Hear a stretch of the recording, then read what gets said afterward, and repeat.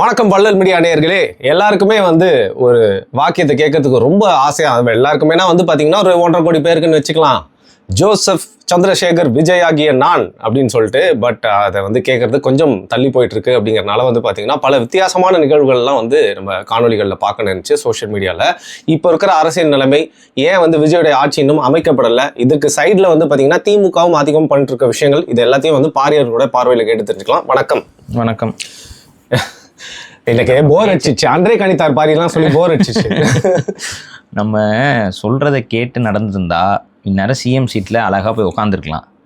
ஆனால் விஜய் அவர்கள் செய்கிறாரா இல்லை விஜய் கூட இருக்கிறவங்க யாராவது குட்டையை குழப்பி விட்றாங்களா என்னன்னு நமக்கு தெரியல. ஆனால் தப்பான முடிவுகளை தொடர்ச்சியாக டிவிக்கு எடுத்து இன்றைக்கி அதிகாரத்துக்குள்ளே போக முடியாத, மெஜாரிட்டி இருந்தும் அதிகாரத்துக்குள்ளே போக முடியாத ஒரு இக்கட்டில் மாட்டிக்கிட்டு நிற்கிறாங்க. இதில் வெவ்வேறு ஆங்கிள்ஸில் வெவ்வேறு பார்வைகள் இருக்குது. நம்ம எல்லாத்தையுமே சேர்த்து இந்த காணொலியில் பேசிடுவோம். முதல்ல இப்போ விஜய் அவர்கள் ஏன் அதிகாரத்துக்குள்ளே போக முடியல, ஏன் அவரை சிஎம் ஆக்கலை அப்படின்னா பேசிக்காக நமக்கு தெரிஞ்சது தான், அவருக்கு மெஜாரிட்டி இல்லை அப்படிங்கிற கான்செப்டில் அதை பண்ணிகிட்ருக்காங்க. ஆனால் இதை பண்ணுறதுக்கு ஆளுநருக்கு அதிகாரம் இருக்கா அப்படின்னா ஆக்சுவலாக கிடையவே கிடையாது. இது முழுக்க பிஜேபியோட கேம். பிஜேபி என்ன பண்ணுதுன்னு பார்த்தீங்கன்னா, இது ஏன் பிஜேபி பண்ணாமல் இருந்திருப்பாங்க, ஏன் பிஜேபி இதை பண்ணுதுன்னு பார்த்தீங்கன்னா, வள்ளல் மீடியாவை விஜய் அவர்கள் பார்க்காமல் தேவையில்லாமல் ஏன் அவர் என்னங்க எரிச்சல் வருதா இல்லையா, நம்ம அந்த சங்கிபாசம் கூட கோத்து விட்டுற போறீங்க. அதாவது நீங்க சொல்ல வரது என்னன்னா, நீங்க சொன்ன ஸ்ட்ராட்டஜியை பயன்படுத்தாம. நம்ம தெளிவாக சொன்னோம், உங்களுக்கு அடுத்து கவர்மெண்ட்டை தக்க வைக்கிறதுக்கான ஒரு மேஜர் ஃபோர்ஸாக இருக்கிறது ஏடிஎம்கே. விஜய் அவர்கள் டைரெக்டாக இப்போ எடப்பாடி பழனிசாமி அவர்களை அந்த சிஎம் கான்வாயிலேயே வேகமாக போயிட்டு சந்திச்சிருந்தாருன்னா பேசிட்டு அவர் கண்டிப்பாக அவர் ஒரு செட் ஆஃப் நிபந்தனைகள் வச்சிருப்பாரு. மோஸ்ட் ப்ராபப்ளி சிஎம் பாதி வர மாதிரி ஏதாவது கேட்டிருப்பாங்க. அதுக்கப்புறம் ஏதாவது 2.5 வருஷம் எடப்பாடி சிஎம்மாக இருந்திருக்கலாம், விஜய் அவர்கள் 2 வருஷம் இருந்திருக்கலாம். இதில் ஃபர்ஸ்ட் டேர்ம் யார் செகண்ட் டேர்ம் யாருங்கிறதுலாம் பேசி முடிவு பண்ணிட்டு ஒரு ஈஸியாக ஒரு ஸ்ட்ராங்கான கவர்மெண்ட்டை ஃபார்ம் பண்ணிட்டு ஒரு 5 வருஷத்துக்கு உட்காந்துருந்தா ஃபியூச்சரில் பிரச்சனை இல்லாமல் போயிருக்கலாம். சொல்ல முடியாது, ஏடிஎம்கே அண்ட் டிவிகே கூட ஒரு ஸ்ட்ராங் அலைஸாக கூட மாறி இருக்கலாம். இது ஈஸியாக இருக்கும். இதில் என்னன்னா ஸ்ட்ராங் அலைஸ் ஏடிஎம்கே அண்ட் இதுன்னு சொல்லும்போது பிஜேபி என்ன நான் தான் தெளிவாக சொல்கிறேன், ஏடிஎம்கே மட்டும் தான் சொல்கிறேன், பிஜேபி சொல்கிறேன். அந்த ஒத்த சீட்டு பிஜேபி எங்கே இருந்தால் நமக்கு என்ன, தூக்கி போட்டு கடாசிட்டு போக வேண்டியதானே. ஸோ ஆட்டோமேட்டிக்காக ஏடிஎம்கே மட்டுமே போதுமானது. டிவிகேக்கு தேவைப்பட்டால் பாமகவே உள்ளே போட்டுக்கிட்டு அவங்களுக்கு ஒரு மினிஸ்ட்ரியை கொடுத்துட்டு போயிருந்தா பிரச்சனையே இல்லை. ரொம்ப ஸ்ட்ராங்கான கவர்மெண்ட்டை ஃபார்ம் பண்ணிட்டு விஜய் அவர்கள் சிஎம்மாக வளம் வந்திருக்கலாம். இதுதான் ஆக்சுவலாக ஸ்ட்ரெயிட் ஃபார்வர்டான அரசியல். இந்த ஸ்ட்ரெயிட் ஃபார்வர்டான அரசியல் மக்களும் ஏற்றுக்கொண்டிருப்பார்கள். காரணம் என்னன்னா, ஏடிஎம்கே வர வேண்டும் என்பவர்கள் ஏடிஎம்கேக்கு வாக்குப்பட்டாங்க, டிவிகே வர வேண்டும்ங்கிறவங்க டிவிகேக்கு வாக்குப்பட்டாங்க. இப்போ இங்கே என்ன இஷ்யூவாக இருக்கும்னா, 2 பேர் மக்களுக்குமே 2 பேரும் வரணும் அப்படிங்கிற என்ன இருக்குனால இவங்க 2 பேரும் கோயலேஷன் பண்ணியிருந்தா ஒன்னாகி இருந்தா ஆட்டோமேட்டிக்கா மக்களுக்கு 2 தரப்பும் மகிழ்ச்சி தான் இருப்பாங்க. சரி பரவாயில்ல, எப்படியும் எடப்பாடி வந்துட்டாப்ல, எப்படியோ விஜய் வந்துட்டாருன்னு, திமுக வரல அப்படின்னு திமுக வரலங்கிற அந்த ஒரு ஹோப் இருக்கும். இவங்க 2 பேரும் கிளீன் பாலிடிக்ஸ் பண்ணாங்கன்னு இருக்கும். புரியுங்களா? விஜய் அவர்கள் ஒரு சரியான பாலிடிக்ஸ் பண்ணாரு அப்படிங்கிற ஒரு நல்ல பேரும் இருந்திருக்கும். முறை அதிகாரத்துக்குள்ள வரக்கூடிய விஜய் நேர்மையை கையாண்டாருங்கிற நட்பேரும் பெற்றிருப்பார் விஜய் அவர்கள். யாருக்கும் எந்த பிரச்சனையும் இருந்திருக்காது. இப்ப துரோகி முத்திரையெல்லாம் தூக்கி சுமக்க வேண்டிய தேவையும் இருந்திருக்காது. ரொம்ப கிளீனான ஓப்பனான ஒன் அண்ட் ஒன்லி வே இதுதான். ஆனா என்ன காரணம்னு தெரியல, விஜய் அவர்கள் எடப்பாடி அவர்களை சந்திப்பதற்காகவோ இல்லை பேச்சுவார்த்தை நடத்துவதற்காகவோ எந்த ஒரு முனைப்பையும் காட்டலை. அதுக்கான காரணம் என்னன்னு தெரியல. அதை காட்டாதனால எடப்பாடி பழனிசாமி அவர்கள் சரி ஆதரவு அவங்க கேட்கல, நம்ம கொடுக்கலங்கிற ஒரு ஸ்டாண்டில் நின்ட்டாங்கிறது தான் இப்போ நமக்கு இருக்கக்கூடிய புரிதல். இப்போ அப்படி இருக்கிறாங்க. இதில் இப்போ என்ன சிக்கல் ஆகுதுன்னு பார்த்தீங்கன்னா, 2 தவறான முடிவுகளை விஜயே எடுத்தாரா இல்லை விஜய் கூட இருக்கிற விளங்காத ஏதாவது ஒரு கூட்டம் எடுத்துச்சான்னு நமக்கு தெரியல. ஒரு 2 தப்பான முடிவுகள் எடுக்கிறாங்க. ஒன்று இப்போவே நம்ம காங்கிரஸை இழுத்துக்கிட்டோம் அப்படின்னா நமக்கு ஃபியூச்சரில் காங்கிரஸோட கூட்டணி போகிறதுக்குலாம் ஈஸியாக இருக்கும். நாடாளுமன்ற தேர்தல் வரும்பொழுது நம்ம ஒரு ஸ்ட்ராங் அலைன்ஸ் ஃபார்ம் பண்ணி நம்ம ஒரு வேறு லெவலில் மேலே போயிடலாம் அப்படிங்கிற மாதிரி யாரோ தவறான வழிகாட்டலை விஜய் அவர்களுக்கு கொடுக்க, காங்கிரஸ் எதிர்த்தரப்பில் இருந்தவங்க, இந்த எதிர்த்தரப்பில் இருந்தவங்கன்னா நீங்கள் புரிஞ்சுக்கோங்க, இப்போ காங்கிரஸ் வரணும்னு இந்த காங்கிரஸ் எம்எல்ஏ தேர்ந்தெடுத்தவங்க எல்லாருமே விஜய் வேண்டாம்னு சொல்லி தேர்ந்தெடுத்தவங்க. அப்போ இந்த காங்கிரஸில் இந்த 5 எம்எல்ஏஸ் இருக்காங்கல்ல, இவங்கெல்லாம் மக்களை மயிரளவு மதித்திருந்தா இந்த வேலையை செய்வாங்களா? அதாவது இப்போ நீங்கள் புரிஞ்சுக்க வேண்டியது என்னன்னா, இந்த காங்கிரஸ்காரர்களுக்கு வாக்கு போட்ட மக்களை காரி துப்பி இருக்கிறது யாருன்னு பார்த்தீங்கன்னா அந்த காங்கிரஸ்காரர்கள். என்னை நம்பி வாக்கு போட்டில அந்த கழுத்து இருக்கிறேன் அப்படின்னு கழுத்து எடுத்துருக்காங்க. மக்களுடைய தீர்ப்புக்கு எதிரானது இது, மக்களுடைய தீர்ப்புக்கு எதிரானதுங்கிறது விஜய் அவர்களுக்கு புரியாதா? கண்டிப்பா தெரியும். அப்புறம் இது என்ன கிளீன் பாலிடிக்ஸ், இது என்ன மாற்று அரசியல், அவரும் டர்ட்டி பாலிடிக்ஸ், இது டர்ட்டி பாலிடிக்ஸ் தானே, இது திருட்டு அரசியல் தானே, இது எப்படி நீங்க நியாயப்படுத்திக்கிட்டு இருப்பீங்க? உங்களுக்காக ஒரு கட்சியில இருந்து வாக்கு வாங்கியிருக்குது போட்டிருக்குது இல்ல உங்களுக்கு போடாம அந்த கட்சி தலைவர்களுக்காக இப்ப காங்கிரஸ் மட்டும் தனியா நின்று வாக்கு வாங்கியிருக்கு அதோட நான் கூட்டணி வைக்கிறேன்னா அது லாஜிக். டிஎம்கே வாக்குகளை வாங்கி தான் காங்கிரஸ் ஜெயிக்குது. தனியா நின்று இருந்தா காங்கிரஸ் நக்கிட்டு போயிருக்கும். அப்படி போகிற ஒரு காங்கிரஸ் கட்சியை நீங்க போயிட்டு உள்ள அவங்க இதுல ஜெயிச்சிருக்கிறவங்கள பிடிச்சி இழுக்கிறதுங்கிறது என்ன சொல்லி இழுத்திருப்பீங்க? ஆசை காட்டி தான் இழுத்திருப்பீங்க. இந்த ஆசை காட்டி வரக்கூடிய நபர்கள்ல நீங்க நிர்வாகத்துல வச்சிருந்தீங்கன்னா அவங்க ஆசைக்காக நாட்டை வித்துற மாட்டாங்களா? இது டேர்ட்டி பாலிடிக்ஸ். இது நாத்தம் பிடித்த எனக்கு வாயில வருது. அவ்வளோ கேவலமான பாலிடிக்ஸுங்க. இதை பண்ணியிருக்கவே கூடாது விஜய். நீங்கள் உங்களை நம்பி இந்த மக்கள் இவ்வளோ பேர் ஒரு ஒரு அன்போட பாசத்தோட உங்களை வாக்கு செலுத்தி கூட்டாங்கல்ல, நீங்கள் செய்திருப்பது ஒரு பச்சை திருட்டுத்தனம். இன்னும் கொஞ்சம் புரியுற மாதிரி சொல்லலாம். ஒரு பொண்ணு நேற்று வரைக்கும் ஒரு பையனை தான் கல்யாணம் பண்ணிப்பேன் சொல்லி லவ் பண்ணிட்டே இருந்துதான். இன்னைக்கு நான் கலெக்டர் ஆகிட்டோம்னா டக்குன்னு என் மேலே தாவிச்சுன்னா அந்த பொண்ணை நான் ஏற்றுக்கலாமா? அது ஒரு சரியான பொண்ணா? அப்படி இப்போ ஏற்றுக்கிற மாதிரி இருந்தால் பிரதீப் ரங்கநாதன் டியூடு படம் ஹீரோ மாதிரி ஆயிராதா? இல்லங்க, எக்ஸாம்பிளுக்காக இழுத்தங்க. அதான் படம் எடுத்து வச்சிருக்காங்களே அப்படின்னு. ஸோ இந்த மாதிரி தான் இருக்குல்ல. அதேதான் இது, வேற என்ன? அப்ப இந்த துரோகம் என்பது அரசியல் தளத்துல நீங்க மக்களுக்கு செய்த துரோகம். இப்ப இந்த திமுக அவங்க செஞ்சுட்டாங்க துரோகம், அது இதுங்கெல்லாம் ஒரு பக்கம். உங்களை நம்பி வாக்கு செலுத்தின மக்களுக்கு துரோகம் செய்த அந்த துரோகிகளான 5 பேரை எடுத்து கொண்டு வந்து உங்களோட கேபினெட்ல உட்கார வைக்கிறீங்க அப்படின்னா என்ன மாதிரியான நேர்மையான பாலிடிக்ஸை நீங்க அறுத்து தள்ளுவதற்கு இவ்வளோ அழுதிங்க, இவ்வளோ கும்பிடு போட்டீங்க? உங்க விஜய் மயிர் என்ன வரணும் அப்படின்னீங்களா? தன்னந்தனியால் எனக்கு எவ்வளமா பாரு அப்படித்தானே போகுது. எரிச்சல் ஆகுதுல்ல நமக்கு.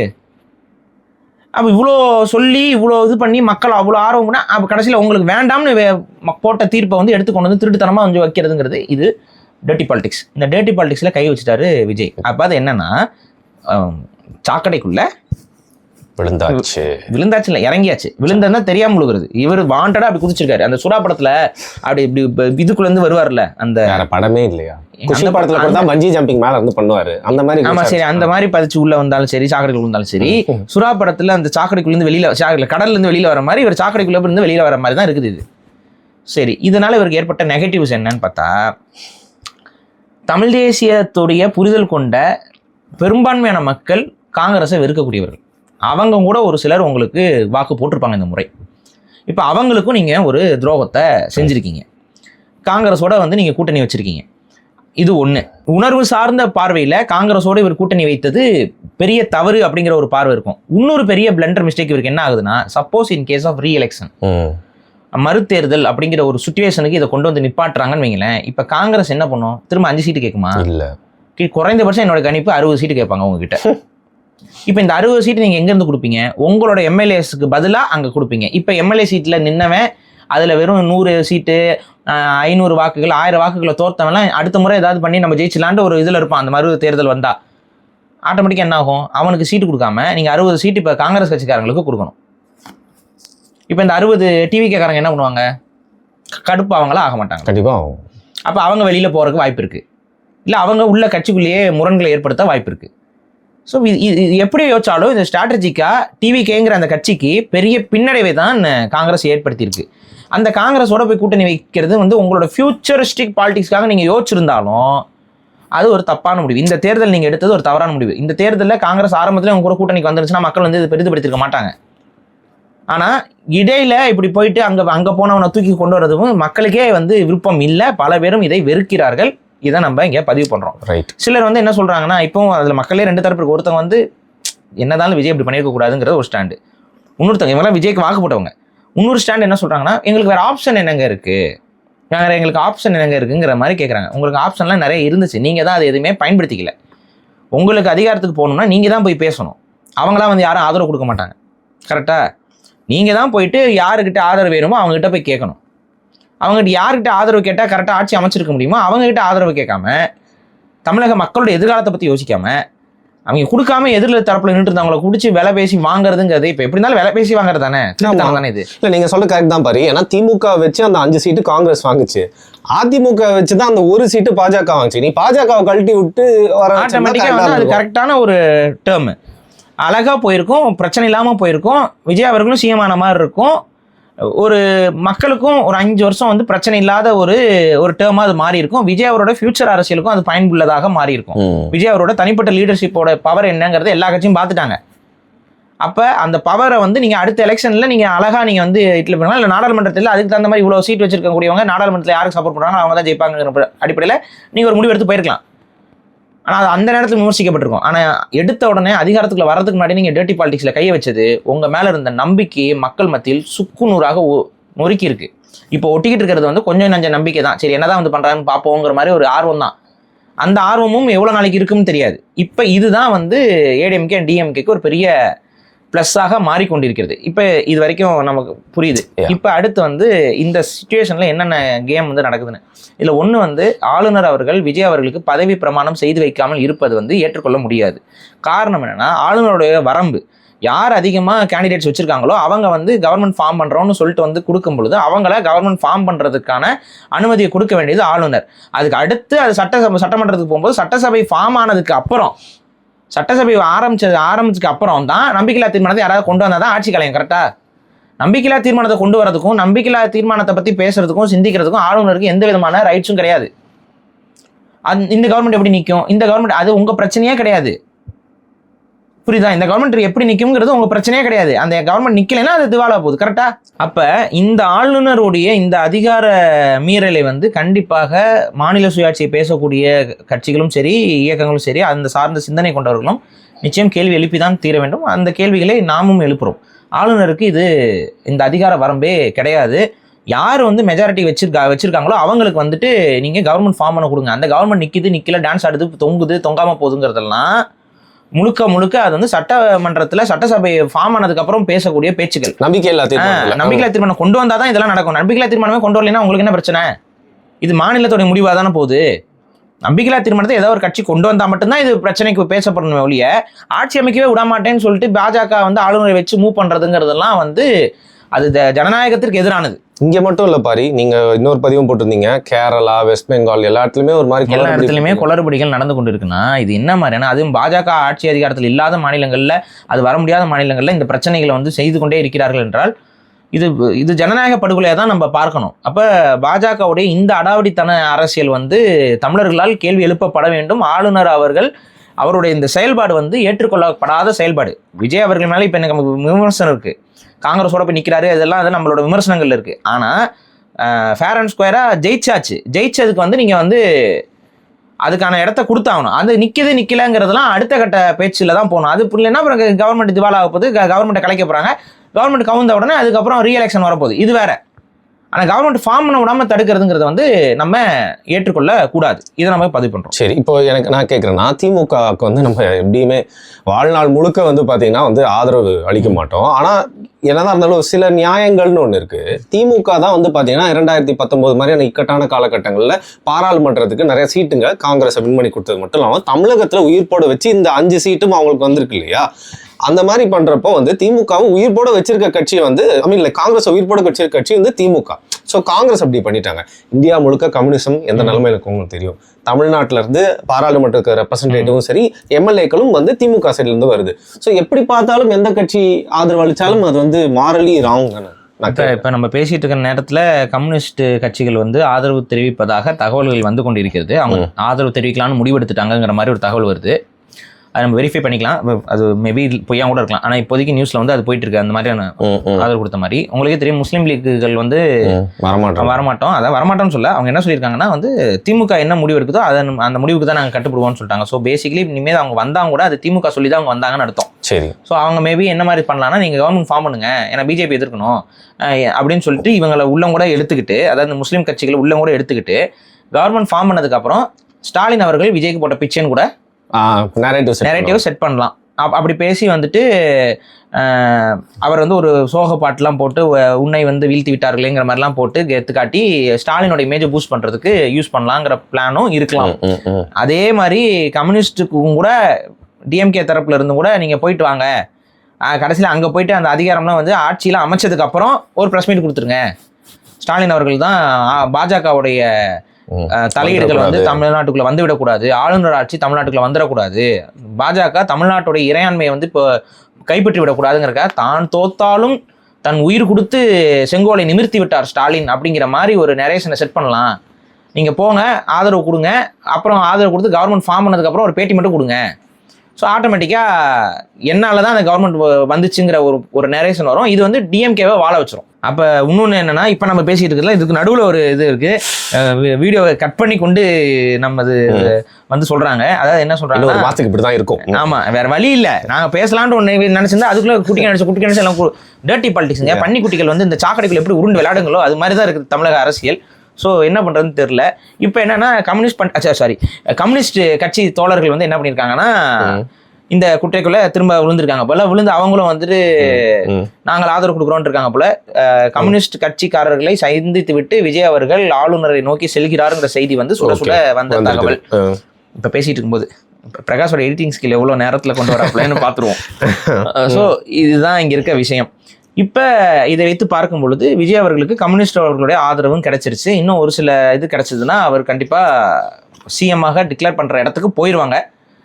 அதை எனக்கு தெரிஞ்சு நம்ம சொன்னது மாதிரி டிஎம்கே மைட் பி பிளேயிங் உள்ளுக்குள்ள வந்து சொல்லி இப்போ அவங்கள சொல்ல வச்சு பாஜகங்கிற ஒரு பொது எதிரியை, இந்தியாவை முழுங்கக்கூடிய ஒரு தீய சக்தியை நாங்களே தேர்தலில் தோத்தாலும் கூட அவங்கள நாங்கள் விட மாட்டோம், அப்படி வந்து நாங்கள் தமிழர்களுடைய மானத்தை காப்பாற்றி இருக்கிறோங்கிற மாதிரியான ஒரு ஸ்டாண்ட் எடுத்து டிஎம்கே தங்களை பாதுகாத்துக்கொள்ள முயற்சிப்பார். இன்னொருத்தர் மறந்துட்டீங்க, மற்றவங்க எல்லாம் சாதாரணமா உருட்டுவாங்கன்னா இவர் வந்து சிறுத்தை மாதிரி பாஞ்சு போய் உருட்டுறதுல சிறப்பானவர். இவர் என்ன தெரியுமா சொல்லுவாரு, அண்ணன் ஸ்டாலின் தான் என்னுடன் இருந்து இவ்வளவு நாள் என்னை பார்த்து கொண்டாய், தம்பி விஜயுடன் இருந்து பாஜக என்ற சனாதானம் தமிழ்நாட்டுக்குள் நுழையாம இருக்க தம்பி விஜய் கூட உன்னுடைய கைடன்ஸ் தேவை அப்படின்னு உண்மையாவே வாய்ப்பு இருக்கு.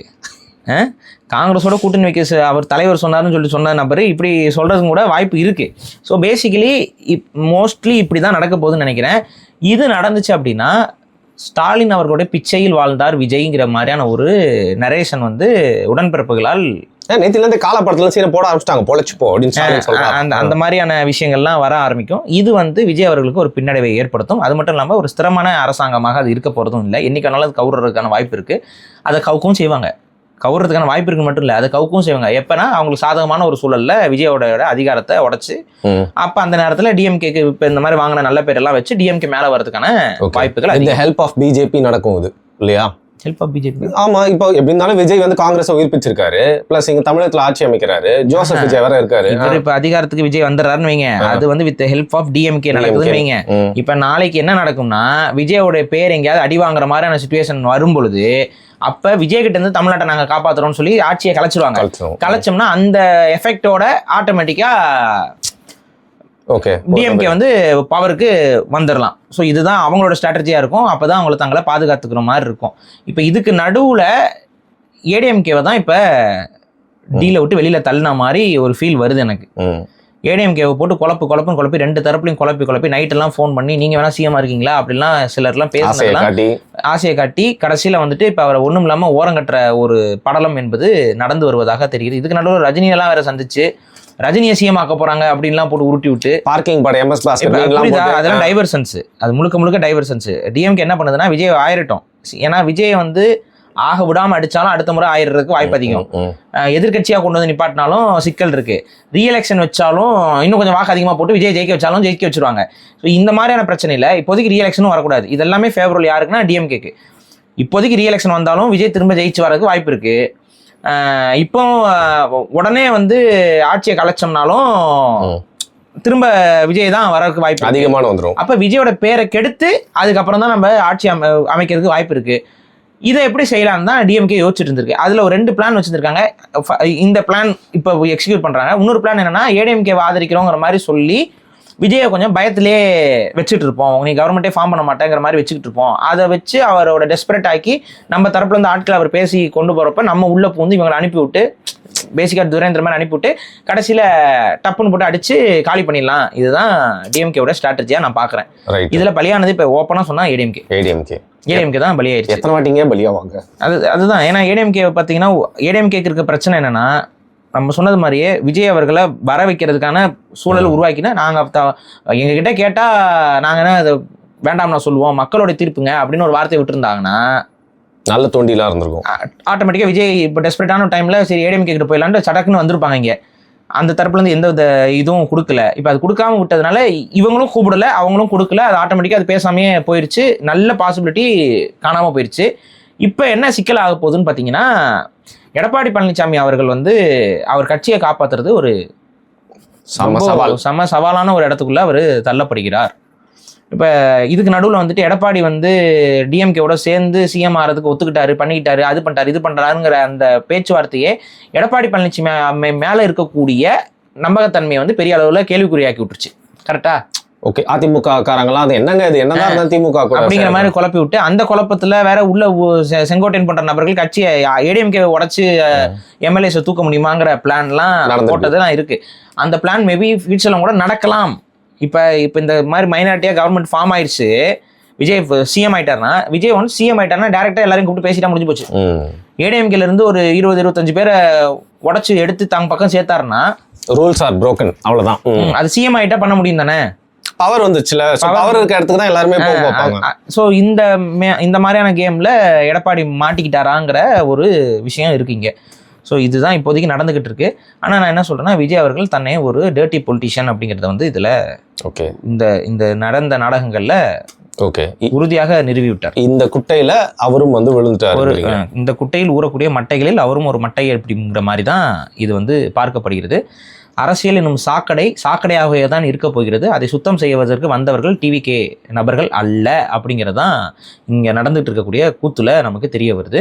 இந்த கூத்துல எப்படியாவது ஆளுநர் ஆட்சியை வச்சு தமிழ்நாட்டை நாடாளுமன்றம் வரைக்கும் ஆளுநர் ஆட்சியிலேயே கொண்டு போயிடலாங்கிற பிளானை வந்து பிஜேபி பிளான் பண்ணிட்டு இருக்காங்க.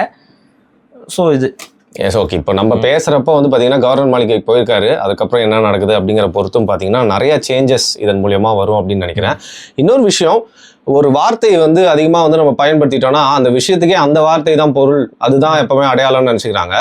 நிறைய வீடியோஸ்ல தொடர்ந்து வந்து டீப் ஸ்டேட் பாலிடிக்ஸ் பற்றி நம்ம வந்து பேசிட்டு தான் இருக்கோம். ஸோ இப்போ இதெல்லாம் நம்ம பார்த்துட்டு இருக்க விஷயம். அது என்னன்னா, நம்ம இங்கே விளக்கமாகவே சொல்கிறோம். கிட்டத்தட்ட எனக்கு தெரிஞ்சு ஒரு கத்தி படம் அதுக்கு முன்னாடி இருந்தே விஜய் அவர்களோட படங்கள்ல இருக்கக்கூடிய இந்த இலுமினாட்டி சிம்பாலிசம் இது எல்லாத்தையும் வந்து நம்ம டீகோட் பண்ணி பேசிட்டு இருந்தோம். அதில் ஒவ்வொரு படத்துலையும் வந்து அவரும் ஒத்தக்கனை காட்டுறது, இலுமினாட்டி டிஷர்ட்டை போடுறது, இது மாதிரியான சில சிம்பிள்ஸை காட்டுறது போகிறது, அப்புறம் அந்த மாஸ்டர் படத்துலாம் ட்ரையாங்கிள் காட்டுறது, இந்த மாதிரி நிறைய விஷயங்கள் வந்து அந்த மெசானிக் சிம்பாலிசம்ஸ் அண்டு அக்கல்ட் சிம்பாலிசம்ஸ் சொல்லுவாங்க. அது எல்லாத்தையும் இந்த 666 பீஸ்ட் இந்த பேர் எல்லாமே இது எல்லாமே நம்ம ஒவ்வொரு படம் வரும்போதும் ஒவ்வொரு ட்ரெய்லர் வரும்போதும் நம்ம டீகோட் பண்ணியிருக்கோம். அதை எடுத்து மக்கள்கிட்ட சொல்லியிருக்கோம். அது விஜய் வந்து ஒரு பேட் இன்ஃப்ளூயன்ஸில் இருக்காரு, ஏதோ சம்திங் ராங் அப்படிங்கிறத மக்கள்கிட்ட எடுத்து நம்ம பேசிக்கிட்டே இருந்தோம். அதை பேசுனதோட உச்சம் என்ன ஆச்சுன்னு பார்த்தீங்கன்னா, நிறைய பேருக்கு இந்த இலுமினாட்டிஸ், இந்த சீக்ரெட் சொசைட்டி, அதுக்கப்புறம் இந்த அக்கல்ட், இந்த மாதிரியான விஷயங்கள் இப்போ பெருவாரியாக தமிழக மக்கள்கிட்ட கொண்டு போய் சேர்க்கப்பட்டது. அதில் என்னுடைய பங்கு வந்து ஒரு கணிசமான பங்கு இருக்கு. இப்போ அப்படிலாம் பேசிட்டு இருக்கும் பொழுது தொடர்ச்சியாக நம்மிடம் வைக்கப்பட்ட விமர்சனம், இவர் சொல்றது உண்மையா பொய்யாங்கிறது எல்லாம் ஆய்வு பண்றதுக்கோ யாரும் பண்ணல. மாறாக இதை சொல்பவன் ஒரு கோமாளி, இவன் ஒரு முட்டாள், இவன் ஒரு மூடன் அப்படிங்கிற விஷயத்தை மட்டுமே தொடர்ச்சியாக பண்ணாங்களே ஒழிய இவர் சொல்றது மாதிரி ஏன் நடக்குது, இவர் ப்ரெடிக்ட் பண்றது ஏன் நடக்குதுங்கிறதெல்லாம் யாரும் அங்க ஆய்வுக்கு உட்படுத்தவே கிடையாது. முடிஞ்ச வரைக்கும் என்ன பண்ணாங்கன்னா, நம்ம சொல்ற நல்ல விஷயங்களும் கூட உடச்சி எறிகிறதுக்கு எதை பயன்படுத்தினாங்கன்னா, நம்மளுடைய இந்த டீகோடிங் வீடியோஸ் எல்லாம் எடுத்து போட ஆரம்பிச்சாங்க. அதுல ஒரு பெரிய இது வந்து பாத்தீங்கன்னா இந்த அரபி குத்துங்கிற அந்த ஐ திங்க் ஸோ இதே சட்டை போட்டு தான் நான் பேசியிருப்பேன்னு நினைக்கிறேன். அந்த லைஃபோட ஒரு இது கோயின்சிடென்ஸ் இப்படி நடக்குது அதான் பேசியிருப்பேன்னு நினைக்கிறேன். அது வந்து 5 வருஷத்துக்கு முன்னாடியா, இப்போ நீங்க பாக்கணும்னா 5 ஆண்டுகளுக்கு மேலாக ஒரு சட்டையை நான் பயன்படுத்தி கொண்டிருக்கேன். எளிமையும் அப்படியே ஒரு உண்மைதானங்க. நான் வந்து எப்பவுமே ஒரு பொருளை வந்து எடுத்தேன்னா முடிஞ்ச வரைக்கும் அதோட முழு லைஃப் அதை வந்து பயன்படுத்திட்டு தான் நான் தூக்கி போடுவேன்னு வைங்களேன். 2022 நினைக்கிறேன் பாரு. ஆமா, அந்த படம் வந்த டைம்ல பேசினது.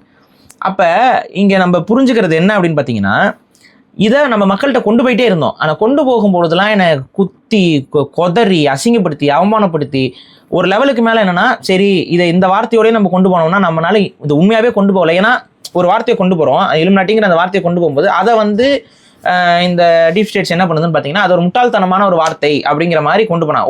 ஒரு பையெல்லாம் என்ன பண்ணிட்டான், நான் உலகம் தட்டைன்னு சொன்னேன்னு சொல்லி பச்சையா புழுகுனானுங்க.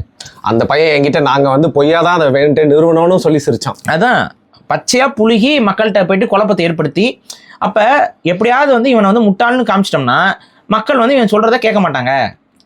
உங்களுக்கெல்லாம் சந்தேகம்னா அந்த டீகோடிங்கோட கடைசி செக்மெண்ட் எடுத்து போய் பாருங்க. அந்த டீகோடிங்ல இதெல்லாம் காட்டுறாங்க. அடுத்து இதெல்லாம் என்ன நடக்கும்னு நான் சொல்லியிருக்கிறதுலாம் இன்னைக்கு அப்படியே நடக்குது. 5 வருஷத்துக்கு முன்னாடி நான் ப்ரெடிக்ட் பண்ணது அப்படியே தான் நடந்திருக்கு.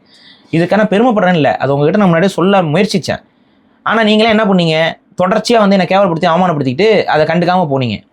அப்புறம் நான் என்ன பண்ணேன், சரி இது இப்படி சொன்னோம்னா மக்கள்கிட்ட அது ஒரு கேலி பொருளாக மாறுது, அப்போ நம்ம அதை அப்படி சொல்ல வேண்டாம். அதனால அந்த இலுமினாட்டிங்கிற அந்த வார்த்தையை மட்டும் பயன்படுத்தாமல் ஆட்டோமேட்டிக்காக நான் என்ன பண்ணேன்னு பார்த்தீங்கன்னா டீப் ஸ்டேட்னு ஒரு வார்த்தையை போட்டு என்னென்ன நான் சொல்லிட்டு இருந்தேனோ அதே தான் நான் சொன்னேன்.